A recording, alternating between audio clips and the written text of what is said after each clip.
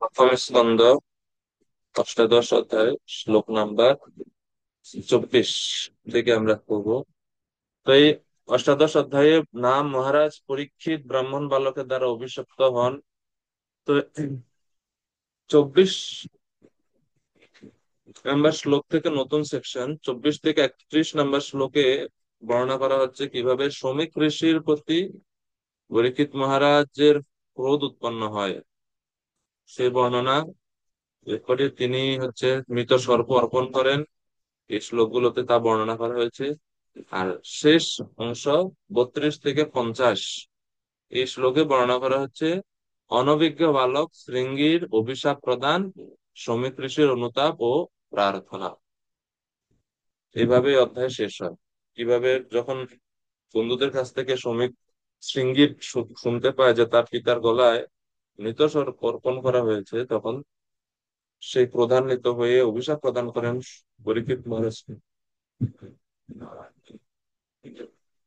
ওই বর্ণনা আজকে আমরা পড়বো, শ্লোক নাম্বার 24।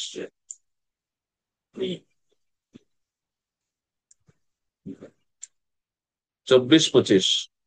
তো 24-25-এ বলা আছে মৃগয়া করার জন্য, মৃগয়া অর্থে পরীক্ষিতের বনে গমন এবং ক্ষুধার্ত, পিপাসার্ত বা তৃষ্ণার্ত হয়ে শ্রমিক ঋষির আশ্রমে প্রবেশ। একদা ধনুরুদ্যম্য বিচরণ মৃগয়াম বনে, মৃগানুগত মৃগান অনুগত শ্রান্ত সুদিতস্তৃষিতো ভৃশম জলাশয় অচক্ষান প্রবিবেশতমাশ্রমম দদর্শ মুনিমাসীনম শান্তম মিলিতলোচনম। একদা ধনুরুদ্যম্ন একদা একস্মিন দিবসে পরীক্ষিত মহারাজ, একদিন পরীক্ষিত মহারাজ ধনুরুদ্যম্য, ধনুরুদ্যম্য মানে দৃঢ়তা পূর্বক ধনুক, ওনার ধনুক হাতে নিয়ে, ধনুক মানে যে ধনুর বাণ হাতে নিয়ে তিনি বনে, মৃগয়া মানে মৃগয়া পশুরা যেখানে বিচরণ করে সেই বনে মৃগের অনুসরণ করার জন্য, মৃগ মৃগর আহ মৃগ মৃগয়ার জন্য তিনি বনে প্রবেশ করেন এবং মৃগান অনুগত ভৃশম শান্তম ক্ষুধিত তৃষিতম। এভাবে তিনি বনে মৃগদের অনুসরণ করতে করতে, মানে হরিণের পিছনে ছুটতে ছুটতে তিনি অত্যন্ত ক্লান্ত হয়ে পড়েন এবং ক্ষুধা ও পিপাসায় কাতর হয়ে পড়েন। রাজপ্রাসাদ থেকে কিছু নেননি, খাবার, জল টল বনে। তৃষ্ণার্ত হয়ে পড়েন এবং ক্ষুধার্ত হয়ে পড়েন অনেক শ্রম করার পরে, পরিশ্রম করার পরে স্বাভাবিকভাবে আমরা হয়ে পড়ি যেরকম। এরপরে বলা হচ্ছে জলাশয়ম অচক্ষানম,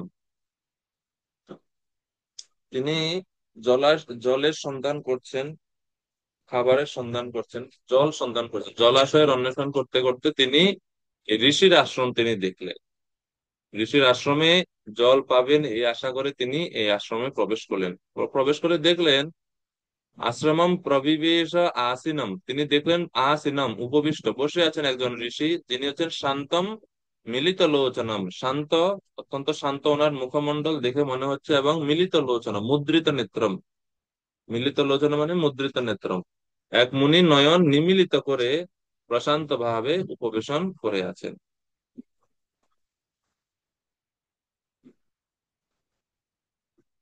তিনি প্রথমে জলাশয়ের খোঁজ করছেন, কিন্তু অচক্ষান, কোনো জলাশয় দেখতে না পেয়ে প্রসিদ্ধ ঋষির এই আশ্রমে তিনি প্রবেশ করলেন। শ্রমিক, এই এই মুনির নাম মুনিম, যে বলা হয়েছে মুনির নাম শ্রমিক মুনি।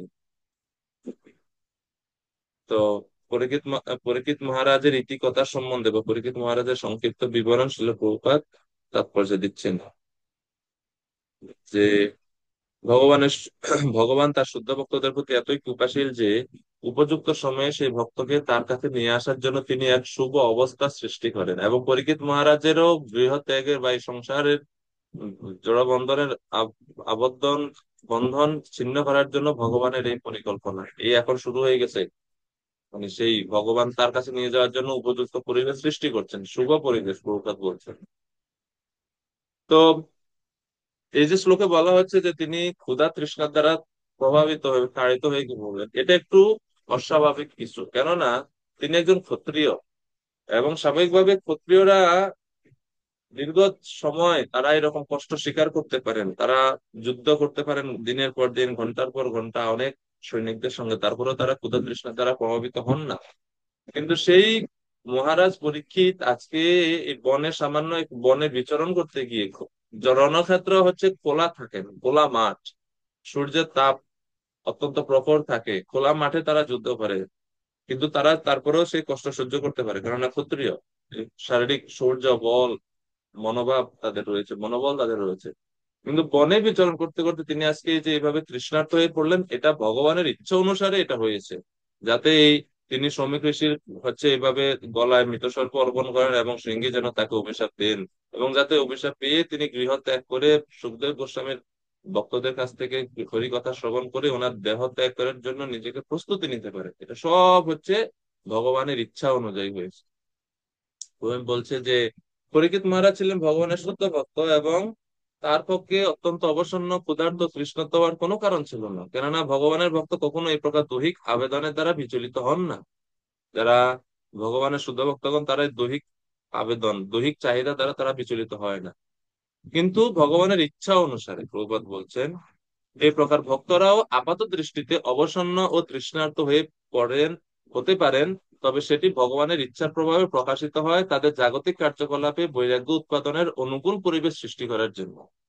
তাদের বৈরাগ্য উৎপাদনের অনুকূল পরিবেশ সৃষ্টি করার জন্য এটা করছেন করছেন ভগবান। তো সেজন্য আহ, পরীক্ষিত মহারাজকে যেন আমরা এখানে ভুল না বুঝে যে তিনি তো একজন সাধারণ ব্যক্তির মতোই ক্ষুধা তৃষ্ণায় কাতর হয়ে এভাবে আচরণ করছেন না।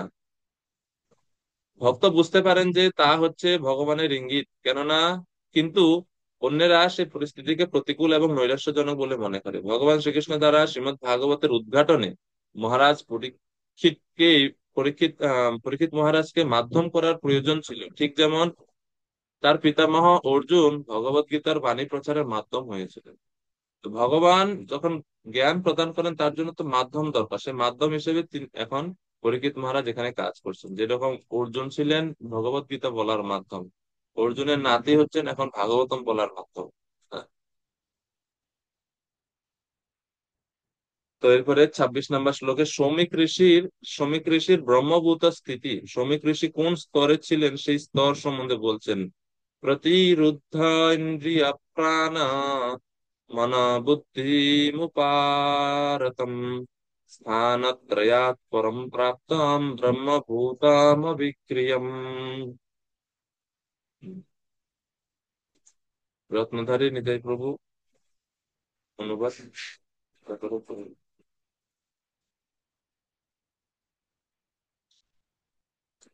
বিষয় থেকে প্রত্যাহত প্রত্যাহৃত হয়েছিল, এবং তিনি জাগ্রত, স্বপ্ন ও সুষুপ্তি এই ত্রিবিধ অবস্থার অতীত তুরীয় পদ প্রাপ্ত হয়েছিলেন বলে তিনি ব্রহ্মভূত ও নির্বিকার ছিলেন। তিনি ব্রহ্মভূত অর্থাৎ জড় অভিনিবেশ শূন্য ছিলেন সেই মুনি। ইন্দ্রিয়, প্রাণ, বুদ্ধি সমস্ত জড় বিষয় থেকে প্রত্যাহৃত হয়েছিল, এবং মানুষের চেতনার যে চারটা স্তর, জাগ্রত, স্বপ্ন, সুষুপ্তি এবং তুরীয়, তিনি ছিলেন সর্বোচ্চ স্তরে অবস্থিত, তুরীয় পদ প্রাপ্ত হয়েছিল, এজন্য নির্বিকার ছিল। প্রভুপাদ বলছেন এই চিন্ময় অবস্থা তিনটি উপায়ে লাভ করা যায়: জ্ঞান বা চিন্ময় তত্ত্বের ধারণার মাধ্যমে, যোগ বা দেহ মনের কার্যকলাপ নিয়ন্ত্রণ করে, সমাধির বাস্তবিক উপলব্ধির মাধ্যমে, এবং যোগ বা ইন্দ্রিয়গুলোকে ভগবানের প্রেমময় সেবায় যুক্ত করার সবচাইতে স্বীকৃত পন্থার মাধ্যমে। তার এই যে সমাধিস্থ স্তর, এটা তিন ভাবে লাভ করা যায়: কর্মযোগ, সরি, জ্ঞান যোগ, ধ্যান যোগ এবং ভক্তি যোগের মাধ্যমে।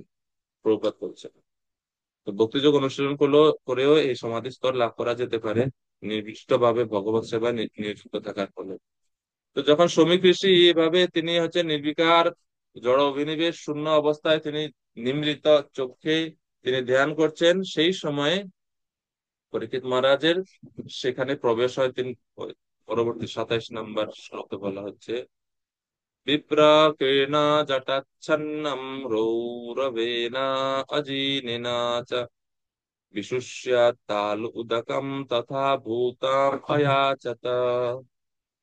সমাধিস্থ সেই মুনির দেহ ইতস্তত বিক্ষিপ্ত জটা এবং মৃগচর্মের দ্বারা আচ্ছাদিত ছিল।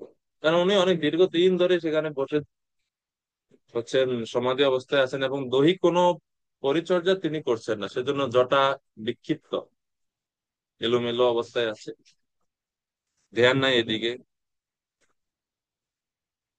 এবং রৌরবেণ অজিনেন চ, রৌরবেণ অজিনেন মানে হচ্ছে রুরু নামক মৃগ, তাদের সেই মৃগের চর্ম বিশেষে তারা আচ্ছন্ন। রুরু নামক মৃগের চর্ম দ্বারা মুনির দেহ আচ্ছাদিত ছিল, মৃগ চর্মে দ্বারা আচ্ছাদিত ওনার শরীর ছিল। তো সেই সমাধিস্থ মুনির কাছে তিনি জল প্রার্থনা করেছেন, জল চাইছেন যে আমি অত্যন্ত তৃষ্ণার্ত, তৃষ্ণার্ত, কৃপা করে আমাকে পানীয় প্রদান করে। মহাভাগবত রাজা সে যে সমাধিস্থ মুনির কাছে জল চেয়েছেন তা অবশ্যই দৈবের লিখন, তা না হলে এই অলৌকিক ঘটনার কোনো সম্ভাবনা ছিল না। কেননা পরীক্ষিত মহারাজ এক অদ্ভুত পরিস্থিতির সম্মুখীন হয়েছিলেন, যার ফলে কালক্রমে শ্রীমৎ ভাগবত প্রকাশিত হয়েছে। প্রথমত পরীক্ষিত মহারাজ ছিলেন একজন ধর্মজ্ঞ, তিনি একজন রাজর্ষি। তিনি কখনোই সমাধি অবস্থায় নিমগ্ন একজন ঋষির কাছে তিনি জল চাইতেন না। আর এরও আগের কথা হচ্ছে তিনি কখনোই তৃষ্ণার দ্বারা প্রভাবিতই হতেন না প্রথমত। তো তিনি তৃষ্ণা প্রভাবিত হচ্ছেন এবং দেখছেন যে ঋষি ধ্যানে আছেন, তারপরেও তিনি জল চাইছেন, সেটা একটা অদ্ভুত, স্বাভাবিক না। এবং প্রভুপাদ বারবার এর জন্য বলছেন এটা অলৌকিক ঘটনা, কৃষ্ণের ইচ্ছা সেটা হচ্ছে, এবং ভাগবত প্রকাশ করার এই হচ্ছে পূর্ব প্রস্তুতি। 28 নম্বর শ্লোক। যখন জল চাইলেন কিন্তু সমাধি অবস্থায় মনি তো দেখতে পাচ্ছেন না, ঋষি জানেন না যে পরীক্ষিত মহারাজ আসছেন। পরীক্ষিত মহারাজ নিজে নিজে ভাবছেন যে এই তো উনি তো আমাকে হচ্ছে উপেক্ষা করছে, আমাকে দাম দিচ্ছেন, আমি রাজা, আমি আসছি, জল প্রার্থনা করছি, কিন্তু উনি আমাকে জল দিচ্ছেন, আমাকে উপেক্ষা করছে। এইভাবে তিনি মনে মনে অপমানিত হলেন এবং ক্রোধান্বিত হলেন। অলব্ধাত্রিণা ভূম্যাদি অসম্প্রাক্তার্ঘসুনিতঃ অবজ্ঞাতাম ইবাত্মানম মন্যমানাচুকোপঃ। গীতিকা মাতাজি অনুবাদ করেন, মাইক অন করেন।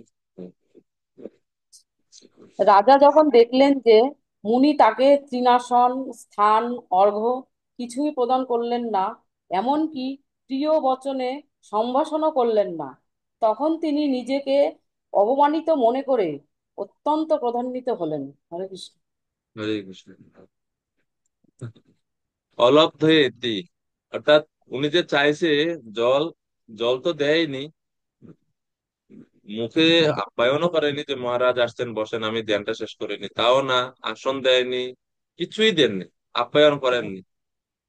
প্রিয়, এবং বলা হচ্ছে যে অতিথি আপ্যায়নের সর্বশেষ মানে লিস্ট উপাদান হচ্ছে মুখের মধুর কথা, মধুর বাক্য দ্বারা আপ্যায়ন করা।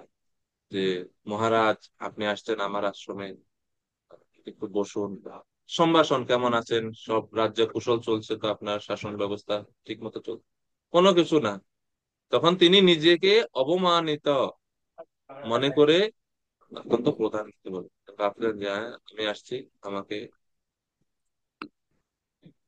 গুরুত্ব দিচ্ছে না রাজা, যে ঋষি, শ্রমিক ঋষি। তো প্রভুপাদ বলছেন যে বৈদিক গেস্ট রিসেপশনের ব্যাপারে, যে বৈদিক প্রথা অনুসারে গৃহে যদি শত্রুও আসে তাহলে তাকেও সমস্ত সম্মান সহকারে অভ্যর্থনা করার নির্দেশ দেওয়া হয়েছে। তার সঙ্গে এমন ভাবে আচরণ করা হতো যে তাকে বুঝতে দেওয়া হতো না যে সে তার শত্রুর গৃহে এসেছে। ভীম ও অর্জুন সহ শ্রীকৃষ্ণ যখন মগধ রাজ জরাসন্ধের কাছে গিয়েছিলেন, তখন জরাসন্ধ তার সম্মানিত অতিথিদের রাজকীয় ঐশ্বর্যে অভ্যর্থনা করেছিলেন, যদিও তারা ছিল শত্রু। জরাসন্ধ শত্রু ছিল না, কৃষ্ণ এবং ভীমকে সে শত্রু ভাবতো, জরাসন্ধ ভাবতো তারা যে শত্রু, কিন্তু যখন তারা গেছেন জরাসন্ধের রাজ্যে, জরাসন্ধ তাদের রাজকীয় ঐশ্বর্যে অভ্যর্থনা জানিয়েছে। তার অতিথি রূপী শত্রু ভীম জরাসন্ধের সঙ্গে লড়াই করতে চেয়েছিলেন, কিন্তু তা সত্ত্বেও তাদের মহা আড়ম্বরে সম্বর্ধনা করা হয়েছিল। এই হচ্ছে বৈদিক সময়ের অভ্যর্থনা। রাত্রিবেলা তারা বন্ধু এবং অতিথিদের মতো একত্রে বসতেন, আর দিনের বেলা তাদের জীবন বিপন্ন করার লড়াই হতেন। এটাই হচ্ছে অভ্যর্থনার বিধি। গৃহে আসলে কোনো শত্রুতা নাই। আর এরপরে প্রভাত বলছেন যে একজন অক্ষম দরিদ্র ব্যক্তি যদি হয়, যার অতিথিকে দেওয়ার মতো কিছু নেই, তিনিও অতিথিকে অত্যন্ত বসার জন্য একটা তৃণ আসন, তৃণ নির্মিত, মানে যেরকম আমরা কুশাসন বলি, ঘাস নির্মিত যে আসন অন্তত পক্ষে থেকে দিতে পারে, পান করার জন্য জল দিতে পারে, অথবা কিছু যদি নাই, মধুর বাক্য নিবেদন করবে। তার ফলে অতিথি সৎকার করতে কোনো অর্থ ব্যয় হবে না। এটি তো কেবল শিষ্টাচারের কথা। তো এটা অনেক গুরুত্বপূর্ণ, এই শিষ্টাচারটা এবং এই অতিথি আপ্যায়নের ব্যাপারটা। অতিথি অতিথি হচ্ছে দেবতা, অতিথি দেব ভব, শাস্ত্রে বলা হচ্ছে। এজন্য অতিথির আপ্যায়নে যেন কোনো হচ্ছে ত্রুটি না হয়।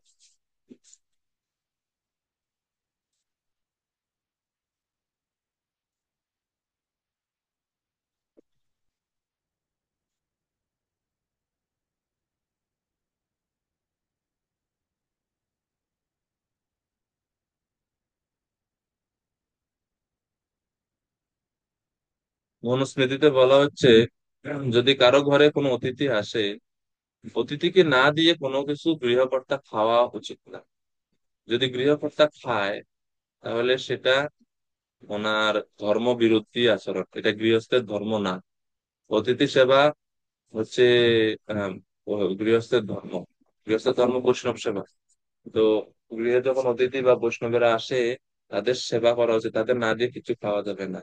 মনুস্মৃতিতে বলছে, নবৈ স্বয়ং তৎ অশ্নীয়াত অতিথিম ইয়ান্না ভোজয়েৎ। অতিথিকে নিবেদন করা হয়নি এমন কোনো কিছু গৃহকর্তা খাবেন না। অতিথি খাবেন, এরপরে গৃহকর্তা খাবেন। এরপরে শ্রীমৎ ভাগবতমে বলা হচ্ছে, অতিথি আপ্যায়ন অনেক গুরুত্বপূর্ণ একটা বিষয়। শ্রীমৎ ভাগবতম পঞ্চম স্কন্ধে 26 অধ্যায়ে বলছে যে গৃহপতি অতিথি অভ্যাগত দেখলে, মানে অতিথি আসছেন দেখলে ক্রুদ্ধ হয়ে ওঠে এবং পাপ কুটিল দৃষ্টি দ্বারা যেন তাদের ভস্মীভূত করতে উদ্যত হয়। এরকম যদি কেউ করে, মানে এমন ভাবে রাগে তাকায় যে খালি কয়দিন বাদে বাদে বেড়াইতে আসে আমার বাড়িতে, আমার খরচা করে, এরকম যদি হয় এবং তুমি যদি আহ, পাপ কঠিন দৃষ্টিতে তাদের অতিথির উপর মানে দৃষ্টিপাত করে, তাহলে তাকে একটা বিশেষ নরকে গিয়ে শাস্তি ভোগ করতে হয়। একটা শাস্তি আছে এই অতিথি আপ্যায়ন না করার শাস্তি। সেটা হচ্ছে পরিয়াবর্তন নামক নরকে তাদের নিক্ষেপ করা হয়। এবং সেখানে কি শাস্তি হয়?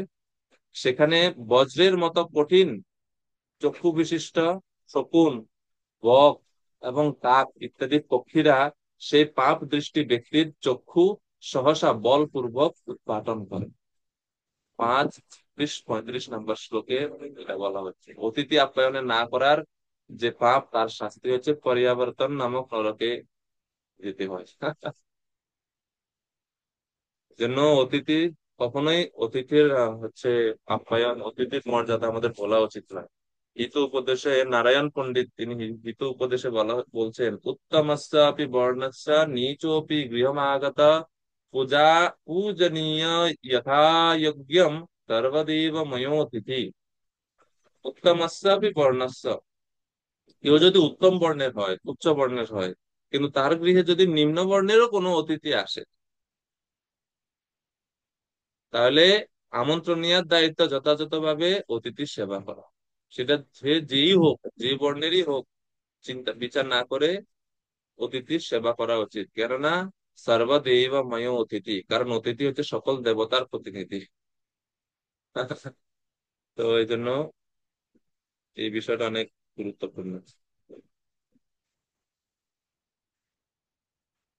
আর অথর্ব বেদে স্বয়ং মানে শ্রুতি শাস্ত্রে পর্যন্ত এই অতিথি আপ্যায়নের কথা বলছে যে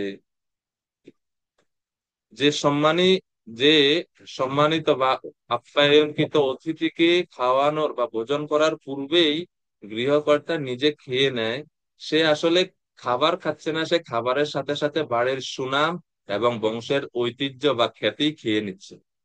যে ব্যক্তি অতিথিকে খাওয়ানোর আগেই নিজে খায়, সে নিঃসন্দেহে গৃহে উপস্থিত সৌভাগ্য এবং জ্ঞান খেয়ে ফেলে। অথর্ববেদে 963 নাম্বার মন্ত্রে বলা হয়েছে, কীর্তিম চ বা ইয়েষা যশস্য গৃহাণাম অশ্নাতি ইহ পূর্বে অতিথির অশ্নাতি শ্রিয়ম চ বা এষ সংবিদম চ গৃহাণাম অশ্নাতি ইহ পূর্ব অতিথির অশ্নাতি। অশ্নাতি ইহ পূর্বে, পূর্ব অতিথির অশ্নাতি, অতিথি অশ্নাতি, অতিথি খাওয়ার পূর্বে যে খায় এই হচ্ছে ফল, সুবিধা। হ্যাঁ, অতিথির আপ্যায়নের ব্যাপার।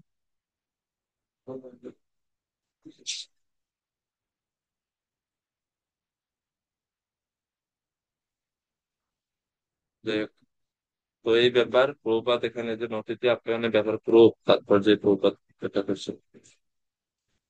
প্রভুপাত সর্বশেষে বলছেন তাৎপর্যের শেষ অংশে, অত্যন্ত তৃষ্ণার্ত রাজার পক্ষে তখন ঋষির প্রতি ক্রোধান্বিত হওয়া ন্যায়সঙ্গত ছিল।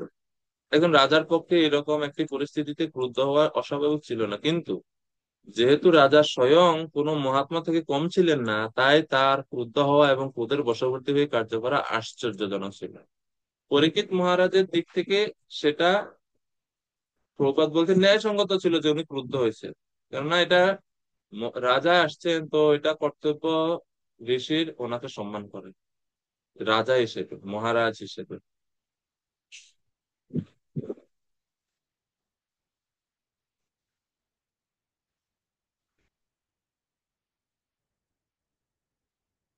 আবার যেহেতু মহারাজ পরীক্ষিত তিনি নিজেই ছিলেন একজন মহাত্মা, তাই উনি যে এরকম ক্রোধী হয়ে ক্রোধান্বিত হচ্ছেন সেটা একটা আশ্চর্যজনক। এবং প্রপাত শেষে বলছেন এটা বুঝতে হবে আমাদের, এটা ভগবানের ইচ্ছার প্রভাবে তা হয়েছিল। ভক্তদের ভগবান সর্বদাই রক্ষা করেন এবং নৈরাশ্য অথবা সাফল্য সর্ব অবস্থাতে ভগবান তাদের পরিচালিত করেন। তাই ভগবানের শুদ্ধ ভক্তরা নৈরাশ্যজনক অবস্থাকেও ভগবানের আশীর্বাদ বলে মনে করেন। তো এই জন্য বলা হচ্ছে, সুত গোস্বামী বলছেন যে এই যে পরীক্ষিত মহারাজের এমন আচরণ, এটা অভূতপূর্ব আচরণ। না উনি কখনো পূর্বে এরকম আচরণ, অদ্ভুত আচরণ করেছেন, না পরবর্তীতে কখনো করবেন। এটাই ওনার সমগ্র জীবনে এই যে শ্রমিক ঋষির প্রতি ওনার এমন অদ্ভুত আচরণটা একবারই হয়েছে। তো এর থেকে আমরা বুঝি, দেখেন কখনো আমরা যখন কোনো একজন মানুষকে জাজ করি, কোনো একজন মানুষকে বিচার করি, হঠাৎ একটা আচরণ দেখে, কোথাও ওনার হঠাৎ একটা কথা শুনে ওই ওনার ওই এক কথার উপর ভিত্তি করে বা ওনার সঙ্গে প্রথম সাক্ষাৎ করে আপনি ওনার বিষয়ে একটা মন্তব্য, ওনার ফুল ক্যারেক্টার সম্বন্ধে একটা আপনি সিদ্ধান্ত দিতে পারবেন না।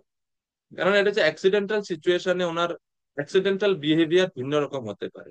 তো সেজন্য একজন মানুষকে বুঝতে হলে বিচার করতে হবে সারা জীবনে বা হর হামেশা এই ব্যক্তি কেমন আচরণ করে, প্রত্যেক সাধারণ মানে সকল মানুষের সঙ্গে সে কেমন আচরণ করে। আমার সামনে হয়তো ওই পরিস্থিতিতে ওই ব্যক্তিটা খারাপ আচরণ করছে, এর মানে এই না যে ব্যক্তি খারাপ। যেমন হতে পারে, যেরকম কয়েকদিন আগে এরকম একটা ঘটনা, যে এক লোক শ্রদ্ধাবান ভক্ত, তো ভক্তি জীবনে জাস্ট শুরু, উনি একটা মন্দিরে গেছেন, ওই সেম পরীক্ষিত মহারাজের মতো তৃষ্ণার্ত হয়ে, খুব গরমের দিন উনি মন্দিরে গেছেন। তো উনি হচ্ছে প্রথম প্রথম শুরু করছেন প্রসাদ পাওয়া। ছোট্ট একটা মন্দির দূরে, ওই মানে উনি ওই এলাকায় গেছেন, ওই ওই এলাকায় ভক্ত নাই বেশি, মন্দিরে গেলেন প্রসাদের জন্য। উনি মন্দিরে গেছেন কিন্তু কেউ ওনাকে জিজ্ঞেস করেনি কিছু। উনি জিজ্ঞেস করছেন যে প্রভু, মানে কথা বলার চেষ্টা করছে, কেউ ওনাকে এত বেশি সময়ও দেয়নি। এবং মানে প্রসাদ খাওয়ার কথা তো দূরের কথা, কেউ তো কিছু বলেইনি। তার স্বাভাবিকভাবে যখন নতুন হয় একটা অনেক এক্সপেকটেশন থাকে যে গেলে প্রভুরা আপ্যায়ন করবে, খাওয়াবে প্রসাদ। কিন্তু ওই ওনার এক্সপেকটেশন লেভেলটা পূর্ণ হয়নি ওখানে কিন্তু। তারপরে ওইখান থেকে আসার পরে মানে বলছে যে হ্যাঁ, এই অমুক প্রভুরা বা এই মন্দিরের ভক্তরা একটাও ভালো না। গেলাম অত দূর থেকে, বললাম যে আমি অত দূর থেকে আসছি, ওনারা আমাকে প্রসাদ খাওয়ার কথা পর্যন্ত বললো না, জলটুকু পর্যন্ত দিল না। কি একটা অবস্থা!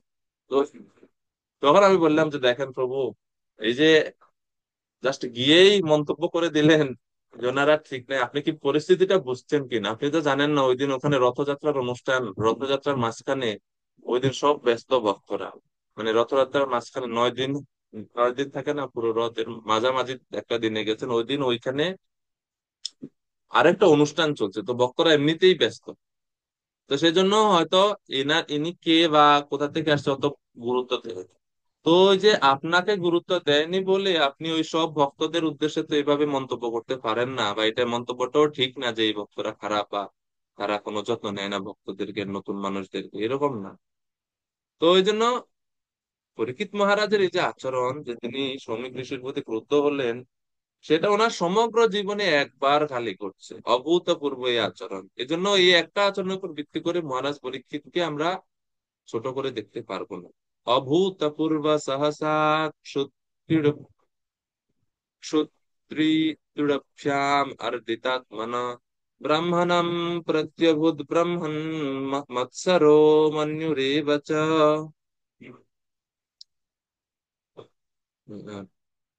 নন্দরানী মাতাজি অনুবাদ করুন কৃপা করে। হরে কৃষ্ণ, দণ্ডবত প্রণাম। আওয়াজ আসছে প্রভুজি? হ্যাঁ, এখন শুনতে পাচ্ছি। হে ব্রাহ্মণগণ, ক্ষুধার্ত এবং তৃষ্ণার্ত মহারাজ পরীক্ষিতের সেই ব্রহ্মর্ষির প্রতি ক্রোধ এবং মৎসরতা ছিল সম্পূর্ণ অদ্ভুত পূর্ব। পূর্বে রাজা কখনো এরকম আচরণ করেননি। হরে ধন্যবাদ মাতাজি। পরীক্ষিত মহারাজ যে ক্ষুধা ও তৃষ্ণায় কাতর হয়েছিলেন তা কেবল একটি প্রদর্শনী মাত্র আমাদের বুঝতে হবে। কারণ এই সেম পরীক্ষিত যখন মাতৃগর্ভে এমনকি ব্রহ্মাস্ত্রের তাপেও তিনি বিচলিত হননি। তো কারো ভাবা উচিত নয় যে তিনি অভ্যাস বশত বা উনি অসৎ এর মানে অসৎ আচরণ করেছেন বা এই পাপ কর্ম করেছেন। ভগবান যেহেতু ভাগবত রূপে আবির্ভূত হবেন, সেই জন্য এর মাধ্যম হিসেবে তিনি পরীক্ষিত মহারাজকে গ্রহণ করছেন, এই জন্য তিনি এইরকম আচরণ করছেন। এটা অভূতপূর্ব আচরণ। এরকম আচরণ পূর্বে রাজা কখনো করেননি, এবং পরবর্তীতেও তিনি কখনো আর এরকম আচরণ করবেনও না। তো এটা প্রভুপাদ বারবার এই জন্য বলছেন। প্রভুপাদ বলছেন, ভগবান যেমন কারো প্রতি মৎসর্য পরায়ণ নন, তেমনি ভগবানের ভক্তও কারো প্রতি কখনো মৎসর্য পরায়ণ হন না। মহারাজ পরীক্ষিতের এই আচরণের একমাত্র যৌক্তিকতা হচ্ছে যে তা ঘটেছিল ভগবানের ইচ্ছার প্রভাবে। প্রভুপাদ বারবার এই পয়েন্ট দিচ্ছেন যে যেন আমরা মানে অন্যভাবে না মনে করি এই বিষয়ে। এবং প্রভুপাদ বলছেন যে এই যে মহারাজ পরীক্ষিত, তিনি খুব ভালোভাবে জানেন যে ব্রাহ্মণ, ঋষি, স্ত্রীলোক, শিশু, বৃদ্ধ মানুষ, এই শ্রেণীর মানুষেরা কখনো দণ্ডের যোগ্য না, তারা দণ্ডের অতীত, তাদেরকে দণ্ড দেওয়া ঠিক নয়। কিন্তু তারপরও তিনি এই ব্রাহ্মণকে এইভাবে তিনি কেন ভাবছেন, এটা হচ্ছে অভূতপূর্ব, এবং বুঝতে হবে ভগবানের ইচ্ছা প্রভাবে সেটা হচ্ছে। তো শ্লোক নাম্বার 30-এ বলা হচ্ছে তিনি ক্রোধান্বিত হয়ে কি করবে। তিনি মৃত একটা সর্প পড়েছিল সামনে, সে সাপকে তিনি উঠিয়ে মহারাজ পরীক্ষিতের শমীক ঋষির স্কন্ধে, কাঁধে এভাবে ঝুলিয়ে রাখেন। সাতু ব্রহ্মা ঋষ্যাংসে গতা সোম উরগম রুষা विनिगच्छन् धनुष्टुत्या निधाय पूरमादत। গোপুরানী মাতাজি অনুবাদ।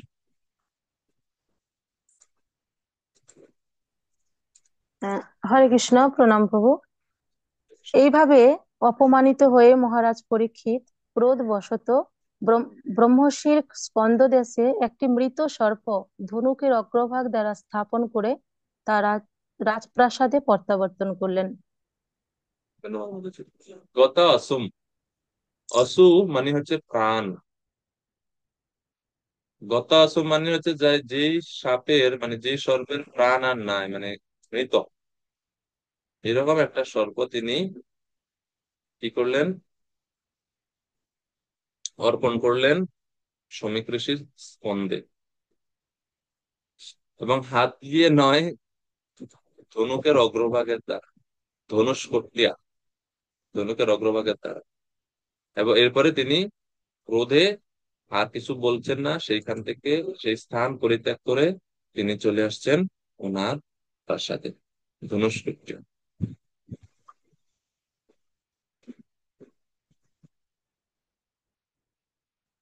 মানে এটা, আচ্ছা এখন প্রশ্ন হচ্ছে এই আচরণটা কেন করলেন? ক্রোধে, ক্রোধে ক্রোধান্বিত হলে মানুষের তো কত কিছুই করে, তেমনি সাপ কেন ঝুলাই দিলে?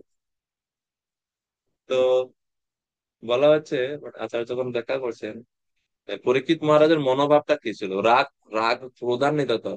তো বলছেন ঋষিকে কিছু তো বলতে পারছে না, মনে মনে চিন্তা করছেন যে আপনি যেভাবে আপনার অতিথিকে আপ্যায়ন করলেন, অতিথি অত্যন্ত প্রসন্ন আপনার উপর, এই জন্য এই উপহার দিয়ে যাচ্ছে আপনাকে অতিথি। অর্থাৎ আমি আসছি, আপনি আমাকে যে সুন্দর আপ্যায়ন করলেন, এই আপ্যায়নের উপহার স্বরূপ আমি আপনাকে এই মালা দিয়ে যাচ্ছি। যেমন হয় না, অনেক সময় আপ্যায়ন করলে অনেক খুশি হয় যখন, যেমন কোনো মহারাজদেরকে যখন আমরা মানে কোনো বিশেষ সেবা করে কেউ বা প্রচারে বিশেষ অবদান রাখে, তখন মহারাজারা খুশি হয়ে কি দেয়? মালা দেয় না? ফুলের মালা, নিজের গলার মালাটা দেয়, বা কোনো আশীর্বাদ স্বরূপ কোনো বস্তু দেয়। পরীক্ষিত মহারাজ বলতেছেন আপনি আমাকে এত সুন্দর আপ্যায়ন করলেন। বিশ্বনাথ চক্রবর্তী ঠাকুর উনি ওনার তাৎপর্যে বলছেন যে তুমি অতিথি আমাকে যেরূপ সম্মানিত করিয়াছ, সেরূপ আমিও এই সুকুমার মালার দ্বারা তোমাকে সম্মান করিতেছি। এরূপ বলে তিনি এখান থেকে চলে আসছেন। ওই কথাটার ভাগবতমে নেই যে কি বলছেন ওটা, আচার্যগণ ওনারা সেই ভাব বুঝতে পেরে সেটা ওনারা তাৎপর্য ওনার ভাষ্য লিখছেন। তয়া অহমিতি অতিথির যদা সাধু সম্মানিতস্তথা তম অপি অনয়া সুকুমার মালয়া সম্মানয়াম ইতি।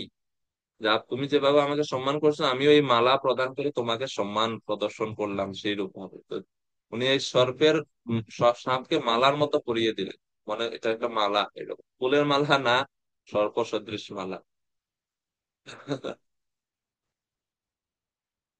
31 নম্বর শ্লোক।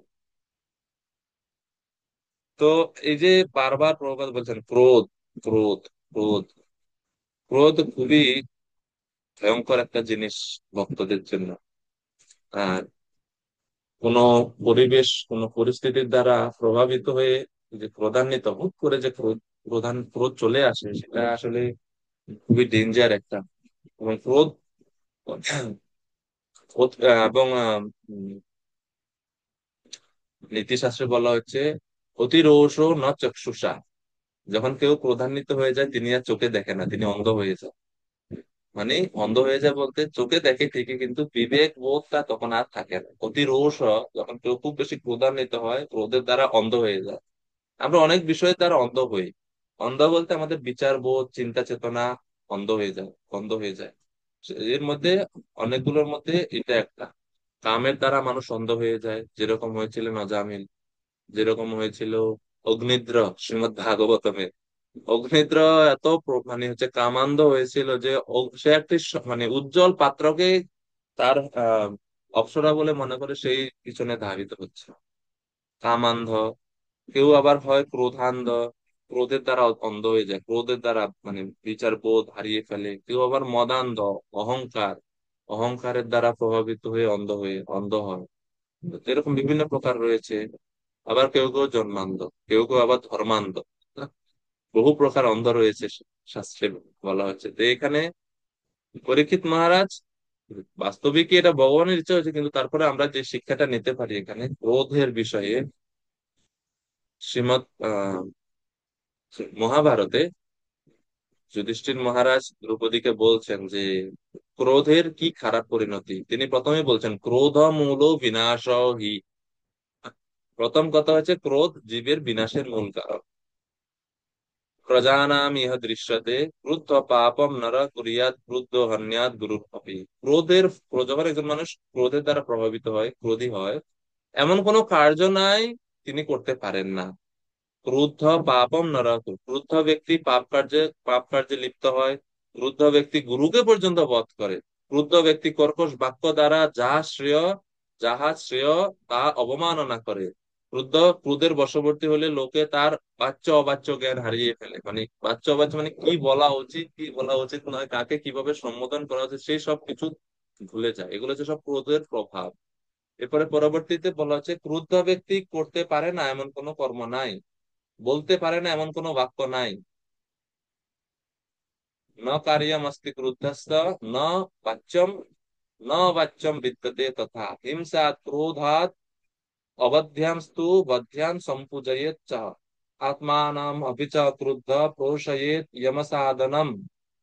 বলছেন যে ক্রোধের উত্তেজনায় যারা অবদ্ধ তাদেরকে বধ করে, আর যে বদ্ধ তাকে পূজা করে থাকে, এই হচ্ছে ক্রোধের ফল। মানে যাকে বধ করা উচিত তাকে পূজা করে, আর যাকে পূজা করা উচিত তাকে বধ করতে পারে, এরকম এই হচ্ছে ক্রোধ। মানে পুরো বিপরীত স্বভাব চলে আসে একজন ব্যক্তির ভিতর। এরপরে বলছে যে ক্রোধ ক্রোধ এমন একটা বিষয়, যেমন আহ মানে অগ্নি বলা হচ্ছে যেরকম, এই ক্রোধ হচ্ছে অগ্নির ন্যায়, যেটা ব্যক্তিকে পর্যন্ত শেষে মানে দগ্ধীভূত করে দেয়, ওই ব্যক্তিরকেই দগ্ধীভূত করে দেয়। অর্থাৎ তার সমস্ত পারমার্থিক উন্নতি, শিষ্টাচার, সামাজিক সম্মান সবকিছু ধ্বংস করে দেয়, এবং শেষ পর্যন্ত তাকে জমালয়ে প্রেরণ করে।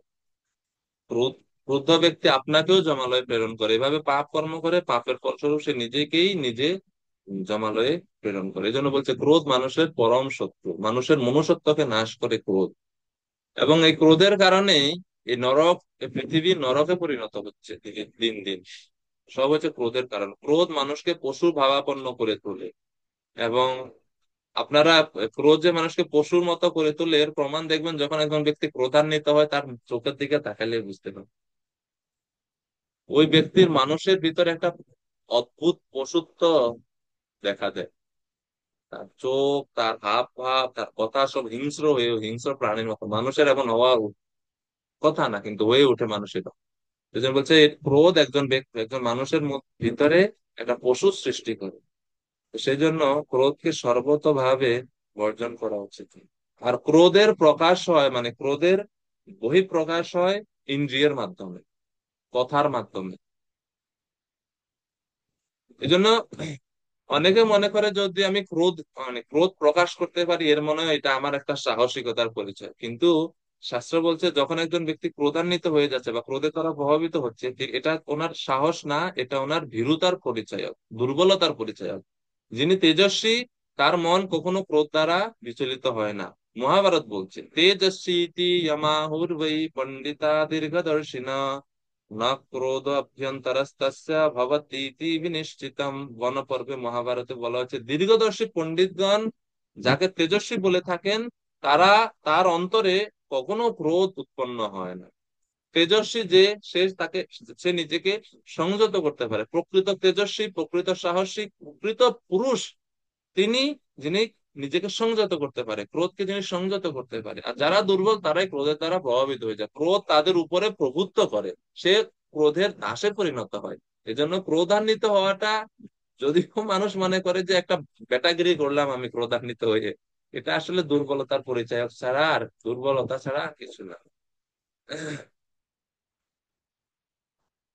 সেই জন্য বলা হচ্ছে ইয়াস্তু ক্রোধম সমুৎপন্নম প্রজ্ঞায়া প্রতিবাদতে। যে ব্যক্তি, যে পণ্ডিত ক্রোধ উৎপন্ন হলেও প্রজ্ঞার দ্বারা সেটাকে সংযত করেন, প্রজ্ঞার দ্বারা ক্রোধকে বশীভূত করতে পারেন, তেজস্বিনম তম বিদ্যাংস, তাকে পণ্ডিতেরা সেই ব্যক্তিকে তেজস্বী বলে বলে।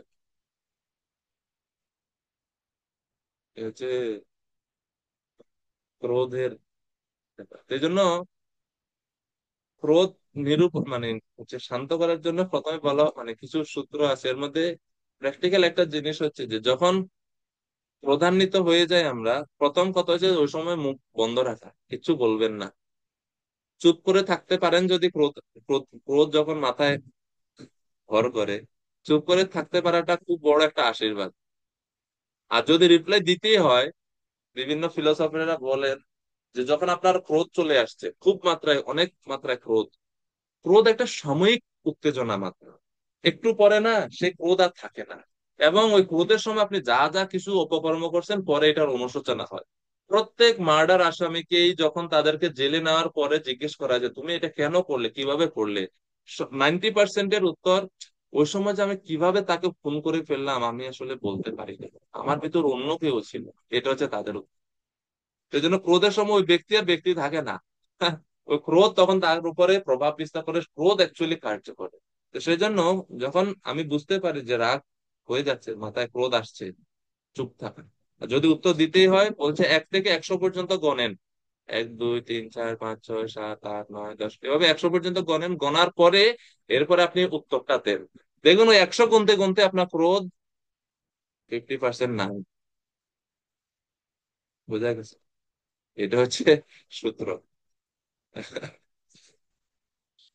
ফিলোসফাররা বলে সাথে সাথে উত্তর দিতে নাই ক্রোধ হলে, কেননা ওই সময় আপনি যা বলছেন ওই বলাটা আপনি বলছেন না, ওটা আপনার ক্রোধ বলছে। তো সেজন্য ওই বলা থেকে আরো দ্বন্দ্ব, আরো ঝামেলার সৃষ্টি হবে, শুরু হবে বেশি ক্রোধ।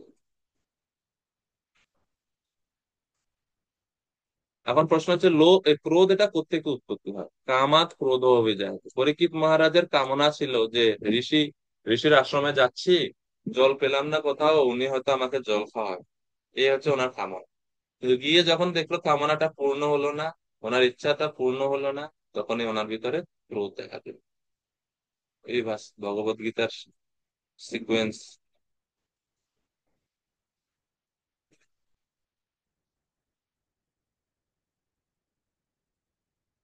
তো পরীক্ষিত মহারাজ এইভাবে তো সাপকে হচ্ছে মালার মতো পরিয়ে দিয়ে উনি গৃহে গেলেন, রাজপ্রাসাদে ফিরে গেলেন। এখন যাওয়ার পরে কি চিন্তা ঢুকছে ওনার মাথায়, এখন উনি বুঝতে পারছেন। তো ঘটনাটা হচ্ছে এটা যে পরীক্ষিত মহারাজ তো কলিকে 5টা স্থানে স্থান দিয়েছিলেন। কি কি 5টা স্থান? প্রথমে দিয়েছেন 4টা, এরপরে পঞ্চমটা। 5টা স্থান কি কি মনে আছে কারো আপনাদের?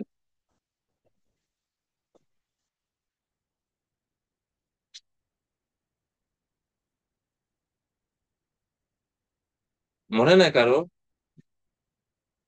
হ্যাঁ, নিতে প্রভু, প্রভু বলো। আমিষাহার, নেশা, অসঙ্গ, দ্রুতক্রিয়া, আর আর পঞ্চম হলো স্থান পরে দিয়েছে স্বর্ণ। স্বর্ণ। স্বর্ণ। হ্যাঁ, ধন্যবাদ। আর মহারাজ মহারাজ জি। পরীক্ষিত এখন যে উনি মৃগয়া করতে যাচ্ছেন, ওনার মাথায়ও কিন্তু এই স্বর্ণের মুকুট আছে। আর কলি, যদিও প্রভুপাদ বলছেন কৃষ্ণের ইচ্ছায়, কিন্তু ওই কলিও এখানে একটু প্রভাব বিস্তার করছে, এবং ওনার বুদ্ধিটা তখন একটু ঠিক মতো ভাবে কাজ করছিল না। আর এই কারণে এরকম অদ্ভুত আচরণ করছে। এখন বাড়িতে এসে, মানে ঘরে রুমে এসে যখন মাথা থেকে মুকুট খুলে রাখছেন, এখন ওনার মধ্যে সৎ বুদ্ধি আবার চলে আসছে। এখন চিন্তা করতেছেন 31 নম্বর শ্লোক, এষা কিম নিবৃতাশেষা করুণা মিলিতিক্ষণা মৃষা সমাধি অহোস্থি কিম নো স্যাৎ ক্ষত্র বন্ধুবি। মহারাজ পরীক্ষিত কি ভাবছেন? গৃহে প্রত্যাবর্তন করে তিনি মনে মনে ভাবতে লাগলেন, সেই ঋষি কি সত্যি সত্যি তার ইন্দ্রিয় সমূহ একাগ্র করে নিমিলিত নেত্রে ধ্যান করেছিলেন, নাকি একজন ক্ষত্র বন্ধুকে অভ্যর্থনা না করার জন্য সমাধিমগ্ন অবস্থা হওয়ার গান করেছিলেন? ভাবছেন। আসলে আমি যে গেলাম ঋষিকে দেখলাম, তিনি তো দেখলাম চোখ বন্ধ করেই ছিলেন। আসলে কি তিনি ধ্যান করছেন, না ক্ষত্র বন্ধু? এখানে আহ, পরীক্ষিত মহারাজ নিজেকে ক্ষত্রিয় ক্ষত্র ক্ষত্র বন্ধু বলছে। প্রকৃতপক্ষে তিনি ক্ষত্রিয়, কিন্তু ঋষি হয়তো ভাবতে পারে আমি যোগ্য ক্ষত্রিয় না, বা তিনি পরীক্ষিত মহারাজ নিজেকে প্রকৃত ক্ষত্রিয় বা সেই পাণ্ডবদের প্রকৃত উত্তরসূরি বলে ভাবছেন না নিজেকে। আমার মধ্যে ত্রুটি আছে, এইভাবে হয়তো নিজের বিনয়তা প্রদর্শন করার জন্য এই শ্লোকে নিজেকে ক্ষত্র বন্ধু বলছেন। তো বলছেন আমার মতো ক্ষত্র বন্ধুকে অভ্যর্থনা করবেন না বলে হয়তো সমাধিমগ্ন হওয়ার ভান করেছিলেন কিনা, এই দুইটা তিনি ভাবছেন এখন মনে মনে। তিনি মনে মনে ভাবছেন বিষয়টা আসলে কি ঘটলো। উনি উনি কি প্রকৃতই ধ্যান করছেন, না আমাকে দেখে আমাকে অভ্যর্থনা করতে হবে বিদায় তিনি ধ্যান করার হচ্ছে ভান করছেন।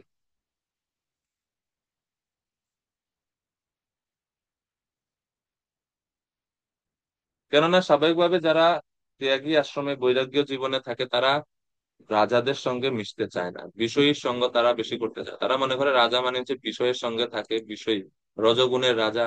রাজার সংস্পর্শে আসলে রজগুণে তারা আমি হচ্ছে আরো প্রভাবিত হব। তো সেই জন্য তারা রাজার সংস্পর্শে আসতে চায় না। যেমন আমরা দেখি চৈতন্য চরিতামৃতেও এই মহারাজ ইন্দ্রদ্যুম্ন,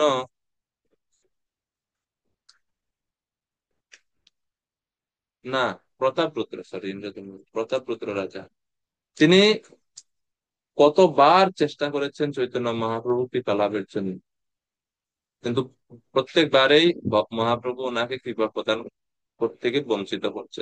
মহাপ্রভু বলছেন যে বিষয় রাজার সঙ্গে করলে আমারও মন বিষয়ে পরিণত হবে, আমি রাজার রাজ দর্শন এবং স্ত্রী দর্শনের সমান, আমি রাজার দর্শন করবো না।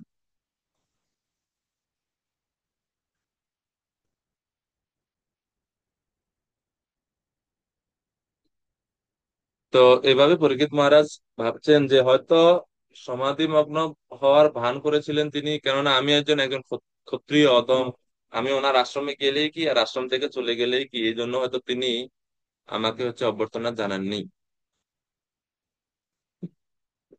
তো এইভাবে তিনি চিন্তা করছেন। এরপরে তো পরবর্তী শ্লোকে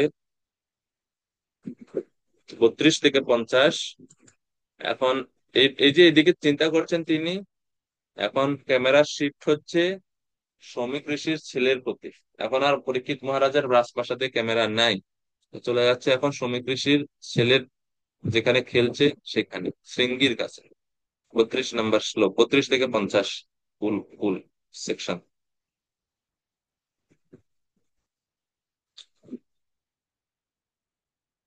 তস্য পুত্র অতিতেজস্বী বিহরन् বালকর্ভকৈ রাজাবম রাজাঘ্বম প্রাপিতম তাতম শ্রুত্বা তত্রিদমব্রবীত।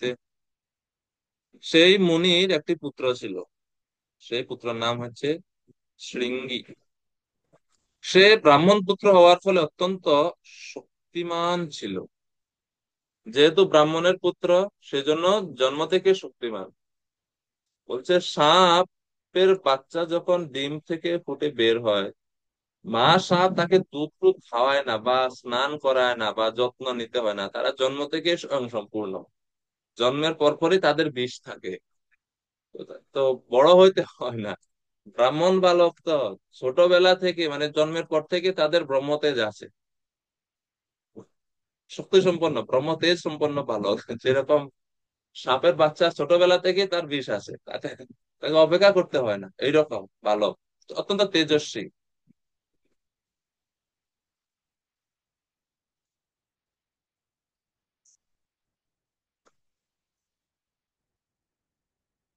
তো এই বালক যখন আহ সে যখন অন্য বালকের সঙ্গে খেলা করছিল, তখন সে জানতে পারে যে কিভাবে মুখে শুনছে, কোনো কারো মুখে শুনছে, দেখেনি তখনও সে সে শুনছে, জানতে পারছে যে রাজা তার পিতাকে লাঞ্ছিত করেছে।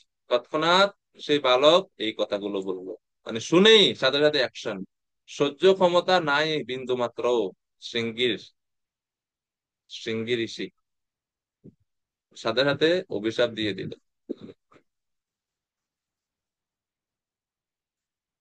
এই কথাগুলো বললেন মানে হচ্ছে অভিশাপ বাক্য। এনার নামের এই একটা আহ এই নামের একটা কারণ আছে। শৃঙ্গি নাম কেন, কোথাও কোথাও মানে বলা হয় যে অনেকের মতে মানে তার জন্ম হয়েছিল মানে কপালে একটা মানে শৃঙ্গ মানে সিংহের মতো একটা চিহ্ন ছিল এই বালকের, এই বাচ্চাটার কপালে। তো এই জন্য ওর নামই রাখা হয়েছে শৃঙ্গি, মানে হর্নের মতো মানে সিংহের মতো একটা চিহ্ন ছিল তার কপালে, বক্র শৃঙ্গ ছিল এরকম।